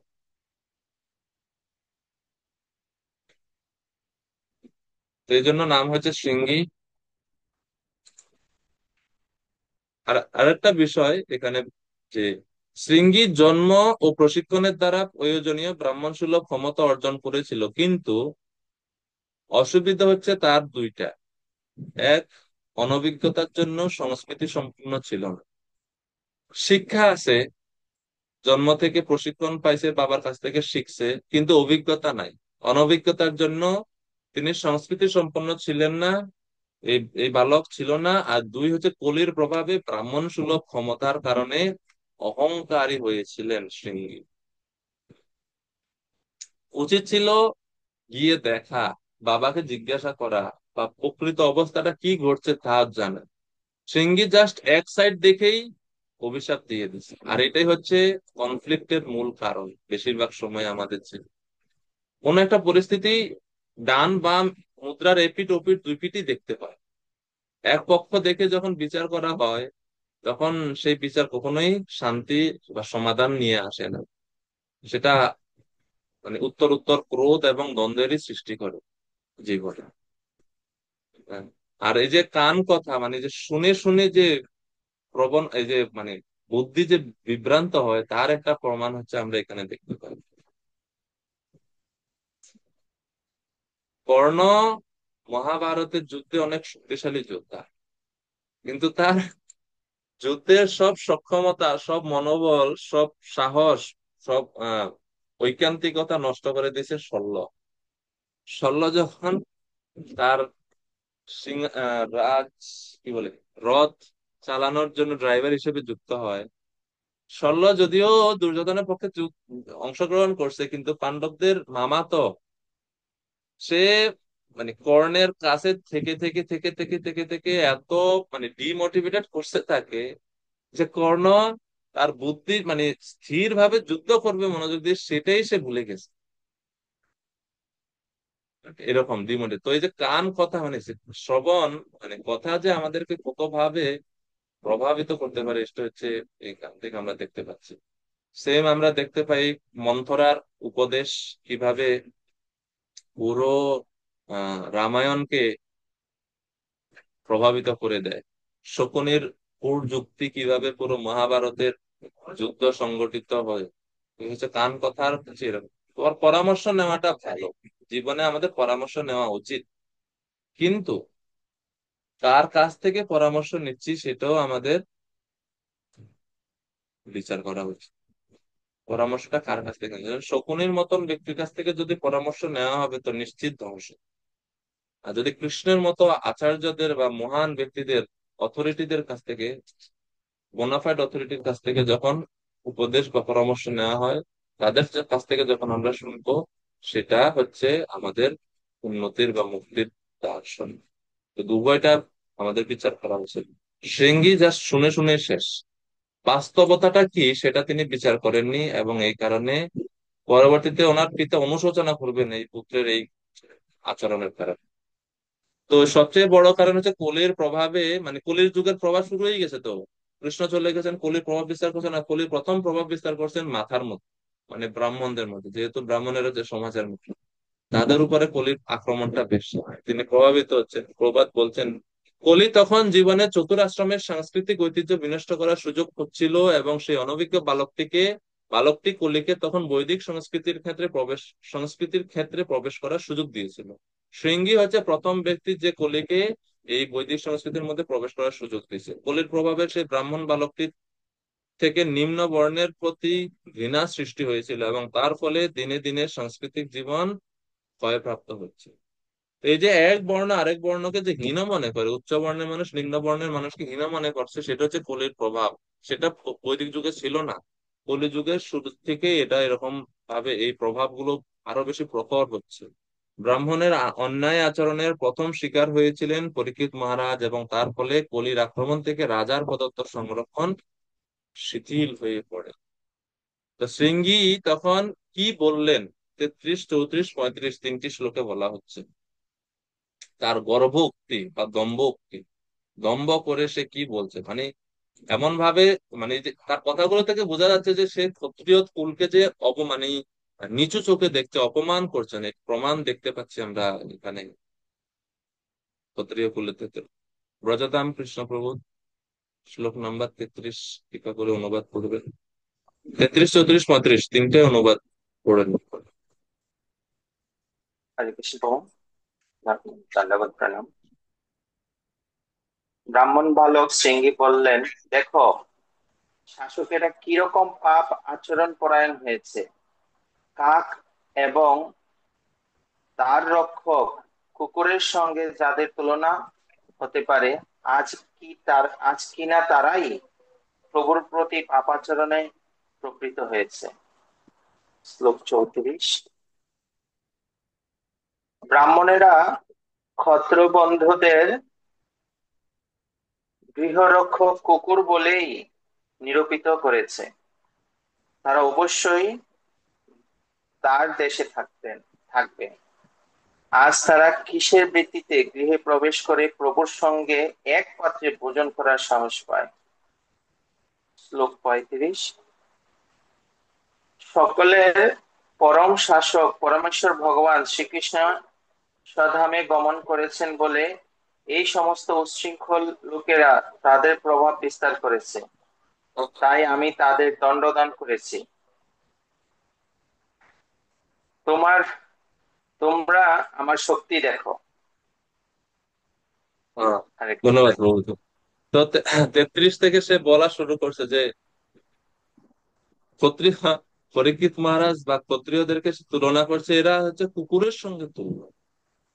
কুকুরের কাজ সবসময় প্রভুর অনুগত থাকে, কিন্তু আজ এই কাক এবং দ্বার রক্ষক কুকুরের সঙ্গে যাদের তুলনা হতে পারে, তারা আজ প্রভুর প্রতি পাপাচরণে প্রবৃত্ত হয়েছে। এ হচ্ছে বর্ণ বিদ্বেষ, যেটা যাও। কলির এই যে কলিযুগের শুরু, কলির প্রভাবের শুরু হচ্ছে এখান থেকে, বর্ণ বিদ্বেষ। শৃঙ্গী মহান ব্রাহ্মণের গুণসম্পন্ন পুত্র, জন্ম এবং শিক্ষা অনুসারে ব্রাহ্মণোচিত তেজ লাভ করেছিলেন, কিন্তু অনভিজ্ঞ বালক ছিলেন, এই জন্য সংস্কৃতির ওনার অভাব ছিল। রাজা অবশ্যই রাষ্ট্রের দ্বার রক্ষক কুকুরের মতো, কেননা তিনি শত্রুর আক্রমণ থেকে রাষ্ট্রকে রক্ষা করার জন্য সতর্ক দৃষ্টিতে সীমানা পাহারা দেন, কিন্তু তা বলে তাকে একটি কুকুরের সঙ্গে তুলনা করা সংস্কৃতির অভাবের পরিচয়। শৃঙ্গী যেটা বলছেন এটা একদিকে ঠিক, যে তিনি রাষ্ট্রকে সুরক্ষা বিধান করার জন্য সবসময় সতর্কভাবে সবকিছু দেখেন, কিন্তু তাই বলে তাকে কুকুর বলে এখানে যেটা উনি অপমান করছেন, সেটা শৃঙ্গী ঋষি ঠিক করেননি। এটা হচ্ছে ওনার অনভিজ্ঞতার পরিচয় এবং সংস্কৃতির অভাবের পরিচয়। এবং প্রভুপাদ বলছেন এই সবচেয়ে বড় ভুল হচ্ছে জন্মের উপর ভিত্তি করে বর্ণকে নির্ধারণ করা। শুধুমাত্র জন্মটাই একজনের বর্ণ নির্ধারণ করে না। হ্যাঁ, জন্ম বর্ণের পরিচয়, কিন্তু সাথে সাথে জন্মের সঙ্গে সঙ্গে তার গুণাবলীও তাকে ডেভেলপ করা উচিত, সেই ব্যক্তির অর্জন করা উচিত। শুধু জন্মই নয়। জন্য প্রবাদ বলছে জন্মের উপর গুরুত্ব দেওয়ার ফলে ব্রাহ্মণ্য শক্তির অবক্ষয় শুরু হয়। ব্রাহ্মণদের অধঃপতন শুরু হয় কলিযুগে, এবং ব্রাহ্মণ যেহেতু সমাজের মস্তক স্বরূপ, তাই সমাজের অন্য সমস্ত বর্ণেরও তার ফলে অধঃপতন শুরু হয়। ব্রাহ্মণ্য সংস্কৃতির এই অধঃপতনের সূত্রপাত শৃঙ্গীর পিতা শ্রমিক ঋষির গভীর অনুতাপের কারণে হয়েছিল, যা আমরা এখানে দেখতেই পাবো। তো এরপরে 34 নম্বর শ্লোকে তিনি পরীক্ষিত মহারাজকে বলছেন, এই তো ক্ষত্রিয় নারী হচ্ছে ক্ষত্র বন্ধু, কিভাবে তারা এত দুঃসাহস করতে পারে? ব্রাহ্মণেরা ক্ষত্র বন্ধুদের গৃহরক্ষক কুকুর বলে নিরূপিত করেছে। তার কুকুর থাকবে ঘরের বাইরে, দরজার সামনে শুয়ে থাকবে, অপেক্ষা করবে কখন গৃহকর্তা তাকে কিছু দিবে, সে খাবে। উল্টো এখন দেখি সে কিসের ভিত্তিতে গৃহে প্রবেশ করছে। এই কুকুর কিভাবে সে এখন গৃহে প্রবেশ করে প্রভুর সঙ্গে এক পাত্রে ভোজন করার সাহস পাচ্ছে? তারা এত সাহস পায় কোথায়? প্রভুপাত গালি দিচ্ছে, এই অশিষ্ট ব্রাহ্মণ বালক জানে না কিভাবে একজন আদর্শ রাজাকে সম্মান করতে হবে। উভয় পরস্পর বর্ণ, এক বর্ণ আরেক বর্ণের প্রতি যদি সম্মান, শ্রদ্ধা, সম্ভ্রম না থাকে, তাহলে বর্ণাশ্রম টিকে না এবং সমাজ সুষ্ঠুভাবে চলতে পারে না। প্রবাদ বলছে ব্রাহ্মণ অশিষ্ট বালক, অনভিজ্ঞ বালক। আর 35 নম্বর শ্লোকে বলছে যে এই যে সিংহী বলছে যে এই যে ক্ষত্রিয়রা যে এরকম দুঃসাহসপূর্ণ আচরণ করছেন, এটার কারণ হচ্ছে যেহেতু এখন কৃষ্ণ নাই, পরম শাসক কৃষ্ণ নেই, এই জন্য তারা এরকম উচ্ছৃঙ্খল আচরণ করছে। যেহেতু কৃষ্ণ নাই, তো কি হয়েছে? আমি আছি, আমি কৃষ্ণের প্রতিনিধি, আমি দণ্ডদান করবো এই সমস্ত অন্যায় রাজাদের। এইভাবে সে নিজে নিজে প্রতিনিধি হয়ে গেছে ভগবানের। কেউ তাকে প্রতিনিধি করেনি, নিজে নিজে প্রতিনিধি, নিজে নিজে শাসক হয়ে দণ্ডদান করা শুরু করে। তো বলছে তোমরা আমার শক্তি দেখো। এইভাবে বালক পূর্ণ, মানে যেরকম হয় না অনেক বাচ্চারা তাদের শক্তি দেখানোর জন্য অনেক কিছু করে, তো বলছে দেখো আমার কত শক্তি, আমি কি করতে পারি না, আমি সব কিছু করতে পারি আমার ব্রহ্ম তেজের ফলে। তো এইভাবে তার ব্রহ্ম তেজকে সে এরকম অসৎ ভাবে বা কুরুচিপূর্ণ কাজে সঙ্গী এখন ব্যবহার করছে। 36, 37 কর্তৃক পরীক্ষিত অভিশাপ প্রদান। इत्युक्तारोषताम्राक्ष वयस्सान् ऋषिबालक कौशिक्यपि कौशिक्याप उपस्पृश्य वाग्वज्रं विससर्जः।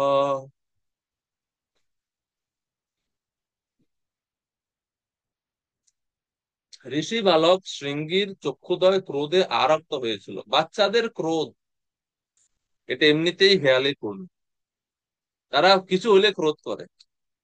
হাতে একটা চিপসের প্যাকেট আছে, আপনি চিপসের প্যাকেট নিয়ে নেন, এই সব কান্নাকাটি ছোড়াছুড়ি শুরু করে না এই তো তাদের এই ক্রোধ কে এত বেশি গুরুত্ব দেওয়া ঠিক না। কিন্তু যেহেতু এই বাচ্চাটা সাধারণ কোনো বাচ্চা না, এ ব্রাহ্মণ পুত্র, অত্যন্ত তেজস্বী, এবং সে এই ক্রোধের ফলে তার তেজের অপব্যবহার করছেন এবং অভিশাপ দিয়ে দিচ্ছেন। তিনি বালকদের সঙ্গে খেলছে তো নদীর পাড়ে, তো সে তার খেলার সাথীদের সঙ্গে এইভাবে কথা বলতে বলতে অ্যাকচুয়ালি সে তার খেলার সাথীদেরকে দেখাতে চাচ্ছে, জানো আমার শক্তি কত, আমি কত বড় তেজস্বী। বন্ধুদের কাছে বড়াই করতে গিয়ে সে মহারাজ পৃথিবীর সম্রাটকে অভিশাপ দিয়ে দিয়েছে অনভিজ্ঞতা। কৌশিকী নদীর জলে আচমন করে বজ্রোপম বাক্য উচ্চারণ করলো, বজ্রের ন্যায় বাক্য উচ্চারণ করছে। কি বললেন? শৃঙ্গির অভিশাপ, 37 নম্বর শ্লোক। ইতি লঙ্ঘিত মর্যাদাম তক্ষকা সপ্তমে হনি দংশেতি স্ম কুলাঙ্গারম চোদিতো মে তত দ্রুহন।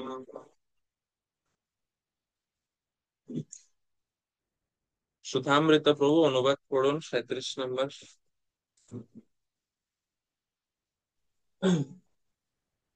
সেই ব্রাহ্মণের পুত্র রাজাকে অভিশাপ দিল, হে কুলাঙ্গার, মর্যাদা লঙ্ঘন করে আমার পিতাকে এইভাবে অবমাননা করেছে।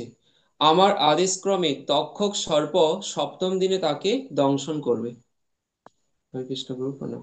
অর্থাৎ আমার পিতার দেহে যে কুলাঙ্গার রাজা মৃত সর্প নিক্ষেপ করেছে, সে যেহেতু আমার পিতার গলায় মৃত সর্প দিয়েছে, আমি অভিশাপ দিচ্ছি জীবিত সর্প শ্রেষ্ঠ তক্ষক তাকে ভক্ষণ করবে।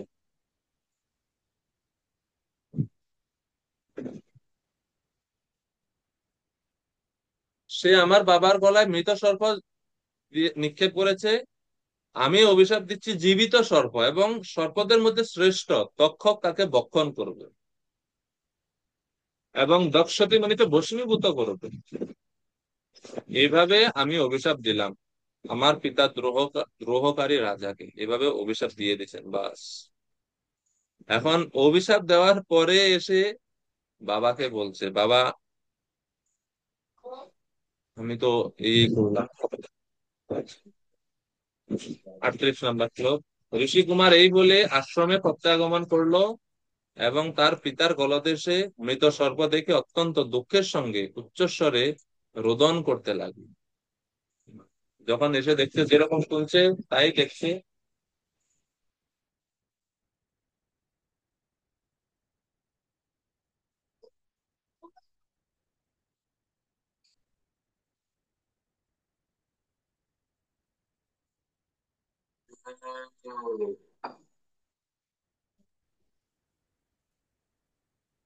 সাউন্ড আসছিল বেশি বাইরে তো। তো এখন বাবাকে জড়িয়ে ধরে অত্যন্ত দুঃখের সহিত সে এখন কান্না করছে, উচ্চস্বরে রোদন করছে। সেই বালক একটি মস্ত বড় ভুল করার জন্য অন্তরে দুঃখ অনুভব করেছিল এবং সে ক্রন্দন করে তার হৃদয়ে সেই ভার লাঘব করার চেষ্টা করছিল। তাই আশ্রমে প্রবেশ করে তার পিতাকে সে অবস্থায় দেখে সে উচ্চস্বরে ক্রন্দন করতে শুরু করেছিল যাতে সেই ভার লাঘব। কিন্তু অনেক দেরি হয়ে গেছে না, অলরেডি অর্ডার দিয়ে দিছে। বলা হয়েছে যে মানে ঋষিদের মুখের বাক্য, যদিও অনভিজ্ঞ ঋষি কিন্তু বলে ফেলছেন মুখ থেকে, তো মুখের কথা যখন বের হয়ে যায় সেটাকে আর ফিরিয়ে নেওয়ার কোনো উপায় নাই। যেরকম রাইফেল থেকে যখন বুলেট বের হয়, এটাকে আর আটকানোর উপায় নাই, এটা যাবেই। কামান থেকে যখন গোলা বের হয়, এটা এটা ধ্বংস করবেই, কোথাও না কোথাও যেখানেই পড়বে, এটাকে আটকানোর উপায় নাই। তো বলে দিছে অলরেডি, অভিশাপ দিয়ে দিছে। তো এই জন্য অনুতাপ প্রকাশ করছে, পরে বুঝতে পারছে যে আসলে আমার এটা করা হয় ঠিক হয়নি, অনুতাপ করছিলেন। 39। হে ব্রাহ্মণগণ, অঙ্গিরা মুনির গোত্র উদ্ভূত সেই শ্রমিক ঋষি তার পুত্রের ক্রন্দন শ্রবণ করে ধীরে ধীরে তার নেত্রতে উন্মিলিত করলেন এবং তার গলদেশে এক মৃত সর্প দেখতে পেলেন। এর মানে শ্রমিক ঋষি, এই যে ওনার গলায় যে সর্প ঝুলিয়ে দেওয়া হয়েছে এটা উনি জানেন না, উনি দেখেন, উনি এখন দেখছেন, এখন ওনার ধ্যান ভঙ্গ হচ্ছে, উনি এখন দেখতে পাচ্ছেন। 40 নম্বর শ্লোক। তিনি সেই সাপটিকে একপাশে ছুঁড়ে ফেলে তার পুত্রকে জিজ্ঞেস করলেন, বৎস, কি জন্য তুমি ক্রন্দন করছো? এর মানে ঋষির কাছে এটা কোনো ব্যাপারই না, তিনি দেখেনও নি শুনেনও নি যে পরীক্ষিত মহারাজ আসছে, কেননা তিনি সমাধি অবস্থায় ছিলেন। এখন উনি হঠাৎ ধ্যান সমাধিমগ্ন হয়ে দেখতেছেন আরে গলার মধ্যে সাপ, উনি ভাবছে মনে হয় প্রত্যেকে পড়ছে। উনি এটা কোনো এত বেশি এটার প্রতি খেয়াল দেয়া করেননি, তিনি এটাকে একপাশে ছুঁড়ে ফেলে দিলেন। আমি জিজ্ঞেস করছি, কি বাবা কান্না করছো কেন? কেউ কি তোমার অনিষ্ট করছে? তো যখন এভাবে জিজ্ঞেস করছে তখন শৃঙ্গী সব বিষয় খুলে বলছে। প্রপাত বলছেন, তার পিতা তার গলায় জড়ানো মৃত সর্পটি সম্বন্ধে বিশেষ গুরুত্ব দেননি, তিনি কেবল সেটি দূরে নিক্ষেপ করেছিলেন। বা কিন্তু প্রকৃতপক্ষে মহারাজ পরীক্ষিতের আচরণে তেমন কোনো গর্হিত অন্যায় হয়নি, কিন্তু সেই মূর্খ বালকটি সেই ঘটনাটিকে অত্যন্ত গুরুত্ব দিয়েছিল এবং কলির দ্বারা প্রভাবিত হয়ে রাজাকে অভিশাপ দিয়েছিল। এটাকে এটাকে বলা হয় আহ লঘু পাপে গুরুদণ্ড। পাপের উপর ভিত্তি করে দণ্ডটার দণ্ড ভিন্ন রকম হয়। কেউ কাউকে থাপ্পড় দিছে, এর দণ্ড তো হচ্ছে মৃত্যুদণ্ড হতে পারে না, ঠিক না? তো তো সাপ ঝুলাই দিছে গলায়, এর দণ্ড তো হচ্ছে মৃত্যু হতে পারে না, তুমি আর একটা সাপ ঝুলাই দাও গিয়ে। তো লঘু পাপে গুরুদণ্ড, এটা হচ্ছে কলির প্রভাব, কলিযুগে এগুলো হবে, কিন্তু বৈদিক সময় এগুলো হতো না। যখন অভিশাপ দিছে এটা শুনতে পারছেন তখন তো শ্রমিক ঋষি বলে, কি করলি তুই? 41 নম্বর। নিশম্য সপ্তম অতৎ অর্হম নরেন্দ্রম সব্রহ্মণো নাত্মজম অভ্যনন্দত অহো বতাংসো মহদদ্যতে কৃতম অল্পীয়সি দ্রোহ উরুর্ধমোত্রিতা। তার পুত্র অভিসম্পাতের অনুপযুক্ত সেই মহারাজ পরীক্ষিতকে শাপ দিয়েছে শুনে সেই ব্রাহ্মণ শ্রমিক ঋষি তার পুত্রকে প্রশংসা করলেন না। পক্ষান্তরে তিনি পুত্রকে বললেন, আহা কি দুঃখের বিষয়, তুমি মহা পাপ করেছ, তুমি লঘু অপরাধে গুরুতর দণ্ড প্রদান করেছো। অভিশাপ দিতে বাঁচা, কিন্তু এত বড় অভিশাপ দিয়ে দিলি। রাজা যদি না থাকে এই রাজ্যকে কে রক্ষা করবে? আমরা যে শান্তিতে তপস্যা করছি আমাদের সুরক্ষা কে দিবে যদি রাজা থাকে না? আর এই রাজাকেই তুমি অভিশাপ দিয়ে দিলে। তিনি হচ্ছেন নরদেব, তাকে সম্মান করা আমাদের কর্তব্য, কিন্তু তাকে তুমি অভিশাপ তাকে মৃত্যুদণ্ড দিয়ে দিলে তুমি। এটা হচ্ছে লঘু অপরাধে গুরুদণ্ড হয়েছে, তুমি মহা অপরাধ করেছো। তিনি বালককে সম্মান তো করেননি বা প্রশংসা করেননি, উল্টো আহ এখানে শাসন করছেন। কি করলে? এটা অন্যায় কাজ করেছো তুমি। তো যেন প্রবাদ বলছে, ভুল চিকিৎসার ফলে যদি কোনো রোগী মৃত্যু হয় সেজন্য কখনো চিকিৎসককে হত্যাজনিত অপরাধের জন্য মৃত্যুদণ্ড দেওয়া হয় না। তো রাজা হয়তো এটা করছেন কিন্তু তার জন্য ওনাকে মৃত্যুদণ্ড দিতে হবে? ঠিক হয়নি এটা।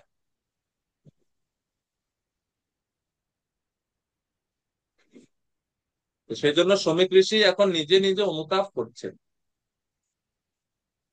42 নম্বর শ্লোক। হে বৎস, তোমার বুদ্ধি অপরিণত এবং তাই যে রাজা নরশ্রেষ্ঠ এবং বিষ্ণুতুল্য বলে বিদিত, যার দুর্বিষহ তেজের প্রভাবে সমস্ত প্রজারা সুরক্ষিত হয়ে নির্ভয়ে সুখ ঐশ্বর্য ভোগ করে,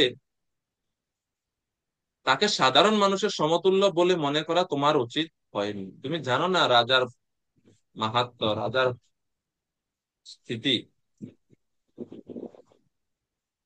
বিষ্ণুতুল্য তিনি, তিনি হচ্ছেন নরশ্রেষ্ঠ। সেজন্য নরদেব রাজাকে এভাবে অভিশাপ দেওয়া উচিত হয়নি। সাধারণ মানুষ মনে করেছো তুমি তাকে, এটা তোমার অনভিজ্ঞতার কারণ। তো সেজন্য এখান থেকে আরেকটা জিনিস, যে আমরা যা কিছু করি, আমাদের ক্রিয়া, আমাদের কর্ম, আমাদের সেবা যেন অবশ্যই আমাদের ঊর্ধ্বতন অথরিটি দ্বারা অনুমোদিত হয়। নিজে নিজে কোনো কিছুর সিদ্ধান্ত নেওয়া ঠিক না। এর ফলে আমরা ভুল সিদ্ধান্তে বেশিরভাগ উপনীত হতে পারি।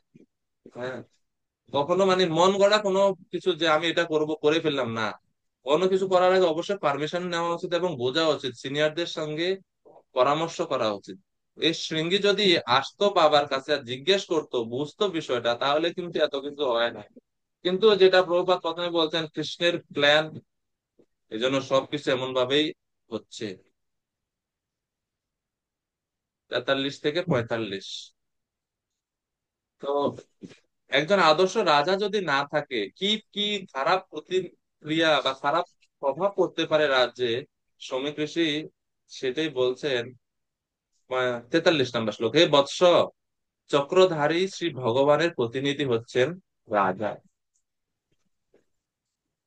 আর সেই রাজা অন্তর্হিত হলে এই পৃথিবীতে প্রচুর চোরের প্রাদুর্ভাব হবে এবং প্রজারা রক্ষক বিহীন মেষ পালের মতো মুহূর্তের মধ্যে বিনষ্ট হবে।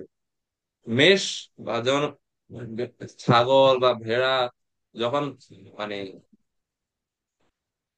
পালন করার জন্য মেষ পালকেরা নিয়ে যায় বনে, যদি রক্ষক না থাকে যে কোনো সময় নেকড়ে, বাঘ, সিংহ তাদেরকে ধরে খেয়ে ফেলবে, কেননা রক্ষক নাই। আর পশুরা তো নিজেদের নিজে সবসময় রক্ষা করতে পারে না, রক্ষক থাকলে সে রক্ষা করতে পারবে। তো রক্ষকহীন মেষ পালকরা যে আম, রক্ষকহীন প্রজারা একই রকম মেষপালের মতোই মুহূর্তের মধ্যে বিনষ্ট হয়ে যাবে যদি আদর্শ রাজা না থাকে। চোরের প্রাদুর্ভাব হবে, সব জায়গায় চুরি, ছিনতাই, ডাকাতি হবে, প্রজারা শান্তিতে থাকতে পারবে না। এর ফলে সমাজের শান্তি নষ্ট হবে, অর্থনৈতিক অবনতি হবে, রাজ্য অস্থিতিশীল হবে। এবং চিন্তা করতে পারছো তোমার এই এক অভিশাপ কত বৃহত্তর ক্ষতি করছে।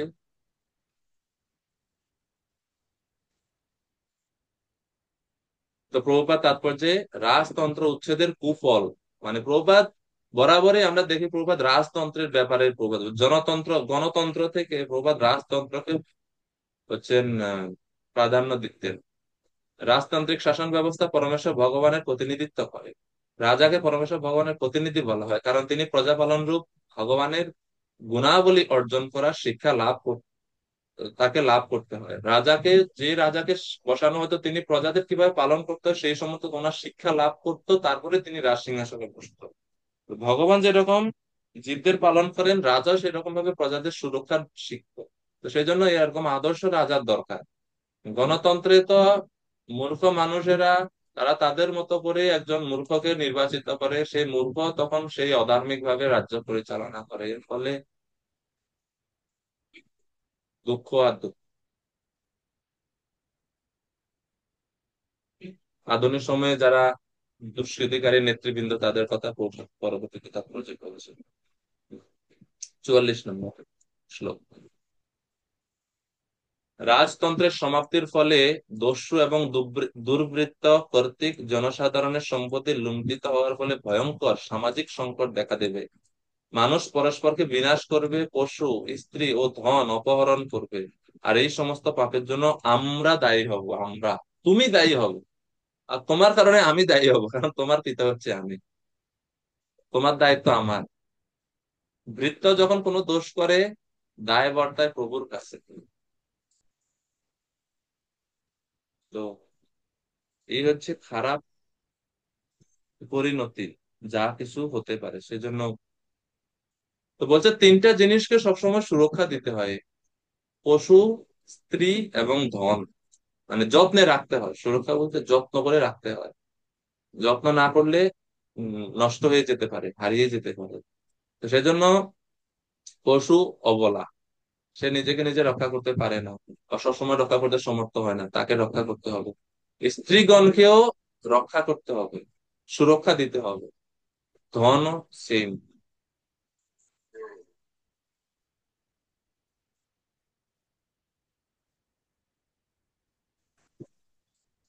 45 আরো বলছে, তখন মানুষ মানে এই যে ওই যে খারাপ মানে প্রভাবগুলো কি পড়বে সমাজে, রাজতন্ত্র নষ্ট হলে, রাজা না থাকলে কি কি খারাপ প্রভাব। 45 নম্বর শ্লোক, তখন মানুষ বেদ বিহিত বর্ণাশ্রম ব্যবস্থার প্রগতিশীল সভ্যতা থেকে বিচ্যুত হবে।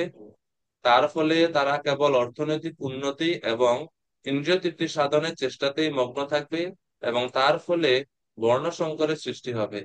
তারা কুকুর এবং বানরের মতো সন্তান সন্ততি উৎপাদন করবে।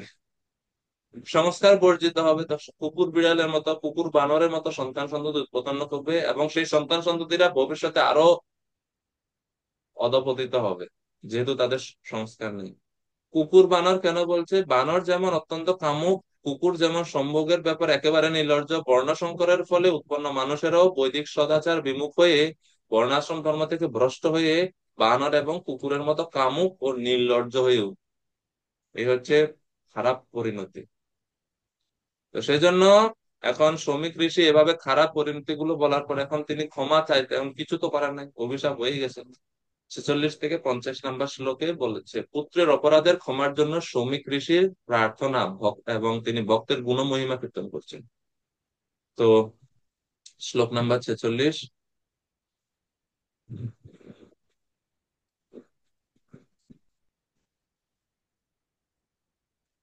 ধর্মপালো নরপতি সতু সম্রাট বৃহৎশ্রবা সাক্ষাৎ মহাভাগবতো রাজর্ষিয়ম রাজর্ষি হয়মেধয়াৎ শ্রুতৃত সময়ুতো দীনো দীনা না এবাস্মাৎ শাপম অর্হতি।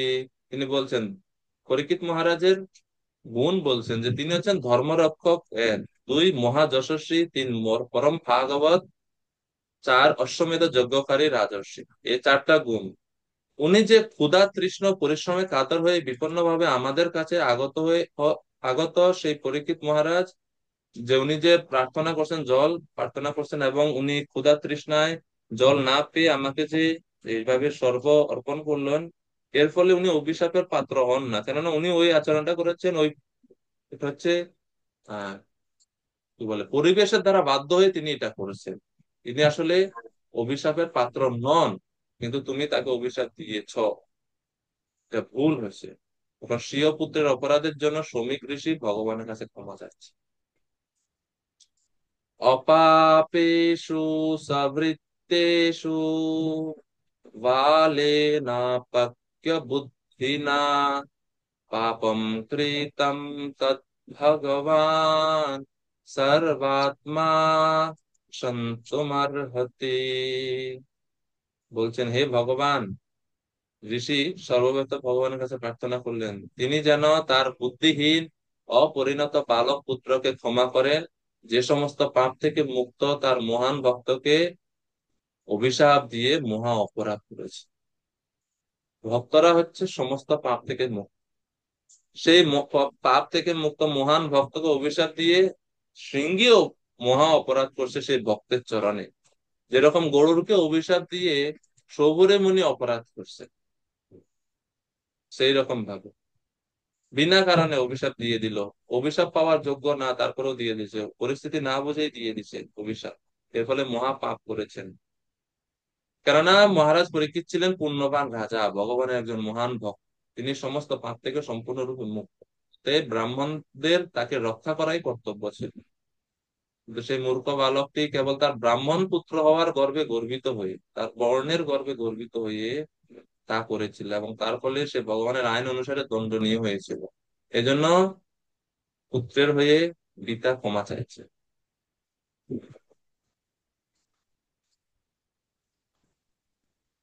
প্রভুপাদ তাৎপর্য শেষে বলছে, সমস্ত মূর্খ ব্রাহ্মণ সন্তানদের এখানে সাবধান করে দেওয়া হয়েছে, যাতে তারা তাদের পূর্বজন্মকৃত আসরিক বৃত্তিগুলো দমন করে রাখার জন্য সর্বদা সচেষ্ট হন এবং মূর্খ শৃঙ্গীর মতো আচরণ না করে। কেননা প্রভুপাদের প্রচার সময়ও এবং ভক্তি সিদ্ধান্ত সরস্বতী ঠাকুরের প্রচারের সময়ও যারা কুল ব্রাহ্মণগণ তারা অনেক হচ্ছে প্রতিকূলতা সৃষ্টি করছে। সেজন্য প্রভুপাদ বলছে সমস্ত মূর্খ ব্রাহ্মণ সন্তানদের এখানে সাবধান করে দেওয়া হচ্ছে। প্রভুপাদ একটু তাদের উপর তাদেরকে ইঙ্গিত করে এখানে বলছেন যে তারা যারা শুধুমাত্র ব্রাহ্মণ বর্ণে জন্মগ্রহণ করেছে বলে এরকম অহংকার করছে, তাদের উদ্দেশ্যে বলা হচ্ছে তারা যেন তাদের আসরিক প্রবৃত্তি দমন করে। এরপরে তিনি ভক্তের গুণের কথা বলছেন, ভক্ত কত সহিষ্ণু, প্রহ্লাদ, সরি, পরীক্ষিত মহারাজকে অভিশাপ দেওয়া হয়েছে, কিন্তু তিনিও তিনিও চাইলে এই অভিশাপের পাল্টা অভিশাপ দিতে পারতেন, কিন্তু তিনি কোনো কিছু করেননি, কেননা ভক্ত হচ্ছে পরম সহিষ্ণু। তিরস্কৃতা বিপ্রলব্ধা সত্তা ক্ষিপ্তা তথা অপি না আস্যা তৎপ্রতিকুর্বন্তি তদ্ভক্তা প্রভবোপিহি। ভগবানের ভক্ত এতই সহিষ্ণু যে যদি তারা অপমানিত, প্রতারিত, অভিশপ্ত, বিচলিত, উপেক্ষিত, এমনকি নিহতও হয়, তাহলেও তারা কখনো প্রতিশোধ নেওয়ার কথা ভাবেন না, তারা সহ্য করে। ভগবানের ভক্ত হওয়ার কারণে পরীক্ষিত মহারাজের স্তর এখানে ব্রাহ্মণের চেয়ে অধিক শক্তিশালী। ব্রাহ্মণের থেকে ঊর্ধ্বে এখন পরীক্ষিত মহারাজ। ব্রাহ্মণ তিনি ক্রোধান্বিত অভিশাপ দিয়ে দিয়েছে, কিন্তু পরীক্ষিত মহারাজ যেহেতু ভক্ত তিনি সহ্য করতে পেরেছেন এবং অভিশাপ দিয়েছেন। এজন্য যদিও আর আধ্যাত্মিক শক্তির দিক থেকেও পরীক্ষিত মহারাজ এই ঋষির থেকে, ব্রাহ্মণ থেকে অধিক শক্তিশালী, কেননা ভক্ত আরো বেশি শক্তিশালী, কিন্তু অধিক শক্তিশালী হওয়া সত্ত্বেও তিনি পাল্টা অভিশাপ এখন দিচ্ছেন না বা দিবেন না, কেননা তিনি তার সেই শক্তির অপব্যবহার করেন না। তার সমস্ত শক্তি কেবল ভগবান এবং ভক্তদের সেবার জন্য। এজন্য পরীক্ষিত মহারাজ সহ্য করেছে। এই 48 নম্বর শ্লোক খুবই গুরুত্বপূর্ণ শ্লোক, আর এটা মুখস্থ করলেন। ভক্তদের সহিষ্ণুতা, কারণ আপনি যখন এরকম কেউ আপনার সঙ্গে চিট করবে, আপনাকে প্রতারিত করবে, আপনাকে অভিশাপ দিবে, আপনাকে গালিগালাজ করবে, তখন ওই সময় নিজেকে সংযত রাখার মন্ত্র হচ্ছে এই শ্লোক। ওই সময় এই মন্ত্র উচ্চারণ করবেন, এই মন্ত্র উচ্চারণ করলে সুরক্ষিত থাকা যাবে। তিরস্কৃতা বিপ্রলব্ধা সপ্তা ক্ষিপ্তা হতা অপি না আস্তা তৎপ্রতিকুর্বন্তি তদ্ভক্তা প্রভবতি। ভগবত ভক্তি বর্ণাশ্রমকে ডাইভার্ট করে দেয়। যার ভক্তি রয়েছে সে যে বর্ণের হোক সে শক্তিশালী হয়। অম্বরীশ মহারাজ ছিলেন গৃহস্থ, দুর্বাসা মুনি ছিলেন ব্রাহ্মণ, কিন্তু পরে ব্রাহ্মণকে দৌড়াইতে হয়েছে। গৃহস্থ তো ঠিক জায়গায় দাঁড়িয়ে আছেন, তাই না? যেহেতু তিনি ছিলেন ভগবানের ভক্ত, সেই জন্য ব্রাহ্মণের থেকেও তিনি ঊর্ধ্বে ছিলেন। এই হচ্ছে ভক্তি। ভক্তি রিভার্স করে দেয় সবকিছু।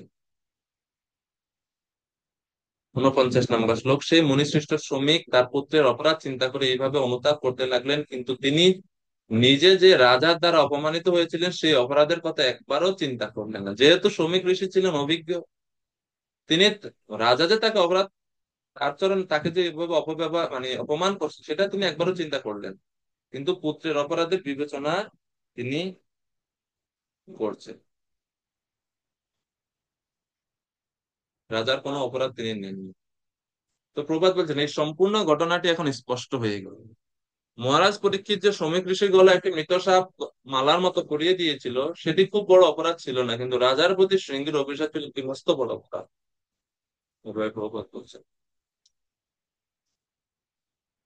এবং শেষে প্রভুপাদ বলছেন যে প্রকৃতপক্ষে সেটি ছিল ভগবানের ইচ্ছা, এবং মহারাজ পরীক্ষিত, শ্রমিক ঋষি এবং তার পুত্র শৃঙ্গী এরা সকলেই ছিলেন ভগবানের সেই ইচ্ছাকে ফলপ্রসূ করার নিমিত্ত মাত্র। তাই তাদের কাউকে কোন রকম অসুবিধা ভোগ করতে হয়নি, কেননা সবকিছুই সম্পাদিত হয়েছিল বড় পরমেশ্বর ভগবানকে কেন্দ্র করে। এরপরে বলছে 50 নম্বর শ্লোকে, সাধুরা সুখে দুঃখে অবিচল, প্রায়শ সাধব লোকে পরৈতন্দ্বেষু যোজিতা, না ব্যথ্যন্তি না ঋষ্যন্তি যথাত্মা অগুণাশ্রয়া। সংসারে প্রায় সাধুরা অন্য কর্তৃক সুখ দুঃখ প্রাপ্ত হলেও তাতে বিহ্বল হন না, কেননা তারা সুখ দুঃখ আদি গুণে আসক্ত হয়। তারা সুখ দুঃখ এই সমস্ত গুণের ঊর্ধ্বে অবস্থান করে ভক্তরা। আমরা ওই স্তরে নাই, এজন্য আমরা সুখ দুঃখ দ্বারা প্রভাবিত হই। কেউ সম্মান না দিলে রাগ করে, কেউ একটু গুরুত্ব না দিলে আমাদের মনে মনে বিরূপ ভাব তৈরি হয়ে যায় সাথে সাথে। কিন্তু প্রকৃত শুদ্ধ ভক্তগণ সুখ দুঃখ আদি গুণে আসক্ত নয়, সেজন্য তারা সুখ দুঃখ প্রাপ্ত হলেও তারা বিহ্বল হন না, বিচলিত হন না। পরীক্ষিত মহারাজ ছিলেন একজন মহান ভগবত ভক্ত, শ্রমিক ঋষি ছিলেন একজন যোগী। তাই তারা উভয়ই ভগবানের ইচ্ছার প্রভাবে সম্পাদিত সেই আকস্মিক ঘটনার প্রতি সম্পূর্ণ উদাসীন, আর সেই ক্রীড়ারত শিশুটি ছিল ভগবানের ইচ্ছা ফলপ্রসূ করার একটি নিমিত্ত মাত্র। এইভাবে এটি মহারাজ পরীক্ষিত ব্রাহ্মণ বালকের দ্বারা অভিশপ্ত নামক শ্রীমদ্ ভাগবতের অষ্টাদশ অধ্যায়ে শ্রীল ভক্তি বেদান্ত তাৎপর্য। হরে কৃষ্ণ হরে কৃষ্ণ কৃষ্ণ কৃষ্ণ হরে হরে, হরে রাম রাম রাম